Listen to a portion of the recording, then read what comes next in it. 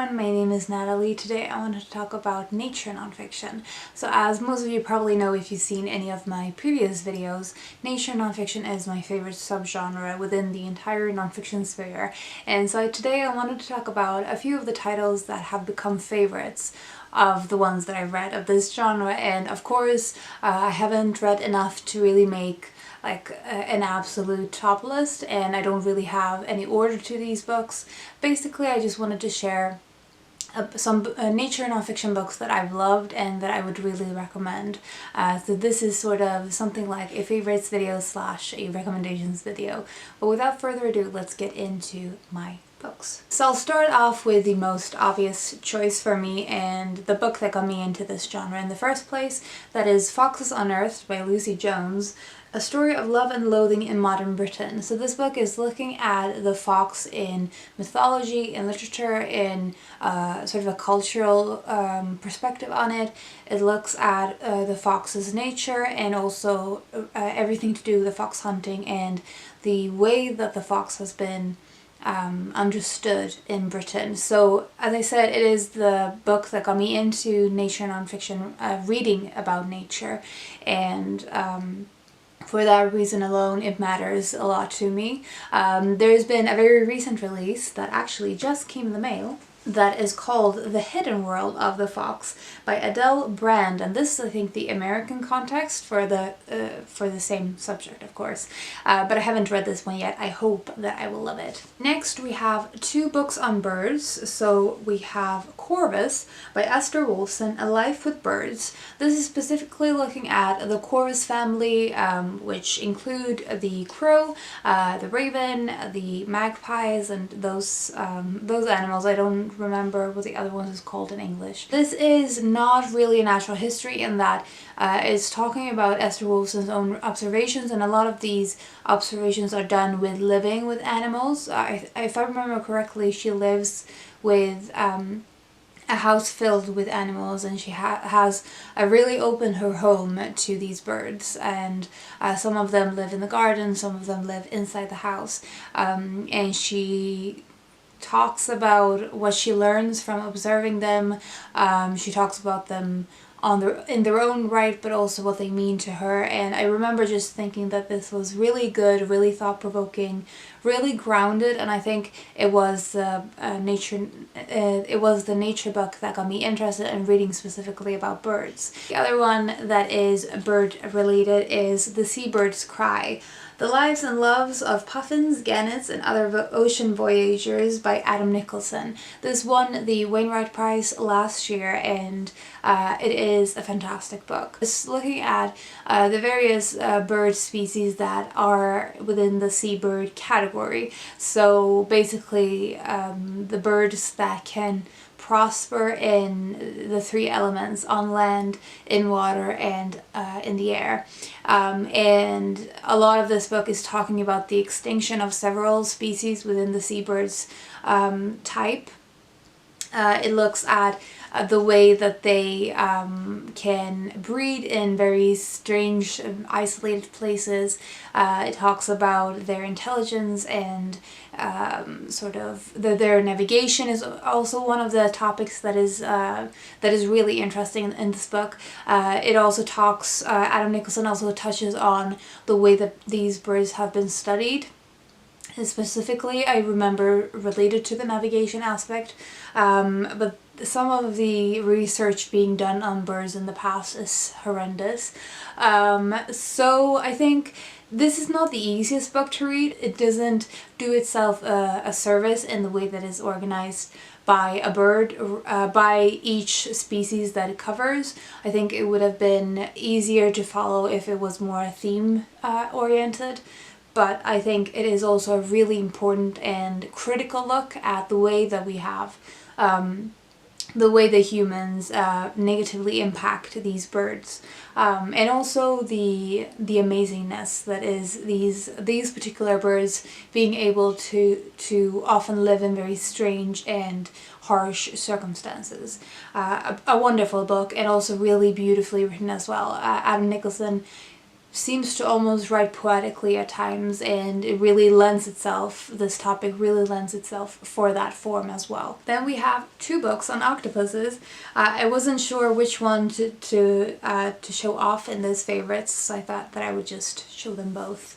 The first one is The Soul of an Octopus by Simon Montgomery. This is fantastic. It is looking at Simon Montgomery's close meetings with specific octopus individuals. So basically she starts off with wanting to learn more about octopuses, and then through meeting people sort of involved in the field, she gets the opportunity to meet specific octopus individuals, and she learns a lot through observing them. This book is in part the observations that she does through these meetings, and in that sense it has a really strong personal touch and a kind of I don't really know how to describe it. I think nakedness to the fascination that she has. It's very personal in a way that not all of the other ones are. And she also talks about octopus's nature itself, the things related to their behavior, and it's a very engaging topic. Her interest and compassion for these animals really shines through in this. So I would strongly recommend this for anyone, not just people who are interested in octopuses. The same could not quite be said about the next one, which is less approachable but really interesting, I think, and that is Other Minds, The Octopus and the Evolution of Intelligent Life by Godfrey-Smith. So this is, like the subtitle or the undertitle of this is, it is very much looking at the evolution of intelligent life or the mind. So in a way it is looking at the octopus and the octopus's mind specifically, but it is also sort of specifically looking at the evolution of intelligence and using the octopus as a different kind of mind to humans, because octopuses have decentralized brains. They have a really different mind and brain system. It's sort of a mix with philosophy, science, sort of natural history. There's very little personal touch to this. There's pretty much nothing of Godfrey-Smith's own voice in this. If you're interested in evolution or the mind, how it can develop in different ways, or you're really interested in octopuses, then it's definitely worth reading, I think. But I think it was really thought-provoking, so I really liked this one. The next one is my last animal nonfiction. As you can tell, that is the where my interest lies, and I also haven't read enough of the non-animal kind of nature writing to have a lot of it favorites. But the next one is fantastic, and I think is probably my favorite out of all of these. I think it is one that was kind of mind-blowing to me. It is The Great Soul of Siberia, In Search of the Elusive Siberian Tiger by Soo-Young Park. So this is a natural history of the Siberian tiger, but it is a very different kind of natural history. Soo-Young Park is a researcher of the Siberian tiger, and for half of the year he is in a bunker very closely studying the Siberian tiger, and through these observations I think he spent the last 20 years studying these creatures.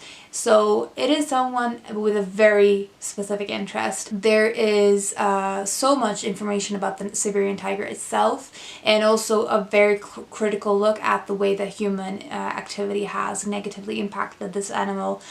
Things like the way that Siberian tigers can attack humans and the reasons for that, the poaching of animals, extinction leading to really harsh and to really negative consequences for the animal species, not just the fact that they're going extinct, but also that it shapes their behavior in negative and harmful ways. The content itself is fascinating. The way that he portrays it is so engaging and passionate, and as I said, with someone with such a specific interest that it is really his life passion. it is hard to not care if you're reading someone like that. And also there's one other aspect to this that I love, and that is that he almost has, he leaves a space for a sort of spiritual look at the animal in the location that you can find it. There is sort of mythology and things like that around it, and that he gives space for that in his writing about the animals. So I think it has a different kind of writing style as well that makes it unique for me in my reading of nature nonfiction, and I think it is something that is valuable in that sense, that it shows what nonfiction can do, that it doesn't have to be in this in the same form or in the same way of telling a story.